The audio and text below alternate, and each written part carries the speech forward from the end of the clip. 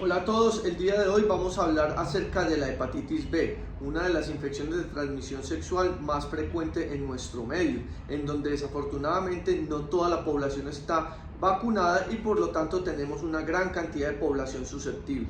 Lo primero que debemos entender es cómo se interpretan las pruebas de hepatitis B. Entonces, en ese sentido tenemos 4 escenarios posibles de los más comunes, hay muchos otros, pero los 4 escenarios clínicos más comunes que debemos considerar y cómo se deben interpretar estas pruebas son muy importantes. Entonces, lo primero, una hepatitis B aguda, entonces es el paciente que está inicialmente enfermo, ictérico, febril, con malestar, inapetencia y por supuesto tiene un perfil hematológico y hepatológico alterado. Aquí vamos a tener el antígeno de superficie claramente positivo. Los anticuerpos core de tipo IgM están positivos. Mucho ojo en la interpretación de los anticuerpos del core, porque estos, dependiendo del laboratorio, pueden dar un número positivo, 2.3, y eso significar negativo, o ser 0.01 y eso significar positivo. Entonces verifiquen muy bien en la interpretación del anticuerpo contra el core qué tipo de valores de referencia les están dando, si les están dando positivos cuando son números por encima de la unidad o si dan positivos por debajo de la unidad, porque varía de un laboratorio a otro.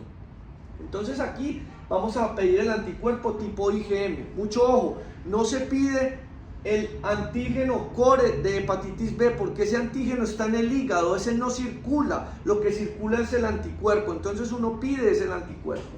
Y por supuesto el anticuerpo contra el antígeno de superficie, este en los episodios agudos todavía es negativo, entonces lo único que vamos a tener es un antígeno de superficie positivo, un anticuerpo tipo IgM positivo y por supuesto una alteración en la función hepática hematológica y también en la clínica.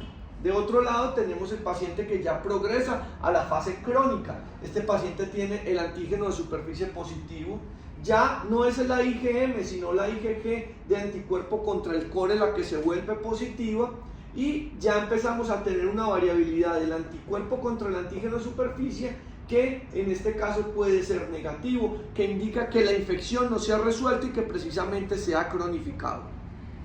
En el paciente vacunado, lo que se le aplica en la vacuna es solamente el antígeno de superficie recombinante, no va al core, no va a ningún otro antígeno. Entonces, el antígeno de superficie va a ser negativo, el anticuerpo tanto IgM o IgG contra el core va a ser negativo porque le apliqué al paciente solamente el antígeno de superficie. Y en este caso el antígeno de superficie te va a dar positivo. Recuerden que positivo y niveles protectores son más de 10 unidades internacionales por mililitro.